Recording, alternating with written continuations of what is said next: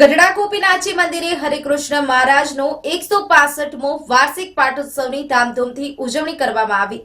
ભગવાનને અભિષેક કરાયો। મોટી સંખ્યામાં ભક્તોએ અભિષેકના દર્શનનો લાભ લીધો। બોટાદ જિલ્લાના પવિત્ર યાત્રાધામ એવા ગઢડા ગોપીનાથજી મંદિરે હરિકૃષ્ણ મહારાજનો 165મો વાર્ષિક પાટોત્સવની આજે ધામધૂમપૂર્વક ભક્તિભાવ સાથે ઉજવણી કરવામાં આવી।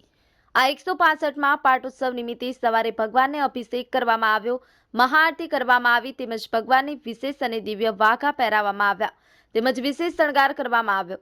આજે 165માં વાર્ષિક પાટોત્સવ નિમિત્તે મોટી સંખ્યામાં ભક્તો ગઢડા ગોપીનાથજી દેવ મંદિર ખાતે ઉમટી પડ્યા હતા।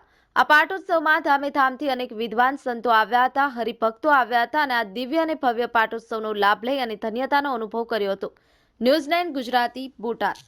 વિરલબેન અમિતભાઈ બારોટ છીએ। અમે ઉપલેટાથી દર્શન કરવા આવ્યા છીએ ગઢડા આજે પાટોત્સવ નિમિત્તે અને અમે વર્ષોથી અમારા જો કે પૂર્વજો છે એ પણ સ્વામિનારાયણ ભગવાનના વંશજ જ છે, એટલે અમે વર્ષોથી ગઢડાને માનીએ છીએ અને અહીંયા આવ્યા છીએ દર્શન કરવાના। આજ પાટોત્સવ અમે પહેલા સારંગપુરથી ભક્ત ચિંતામણી પારાયણ માટે આવ્યા હતા અને ત્યાંથી અમે અહીંયા પાટોત્સવના દર્શન કરવા માટે આવ્યા છીએ અને અમારી સાથે ત્યાં પારાયણમાં 258 જેટલી લેડીઝ છે, બધી મહિલાઓ છે, બધા અલગ અલગ બધા સત્સંગીઓ છે અને પણ બધા અલગ અલગ ગામથી આવ્યા છે। કોઈ ખંભાતથી આવ્યું છે, કોઈ અમદાવાદથી, જુનાગઢથી, સુરતથી।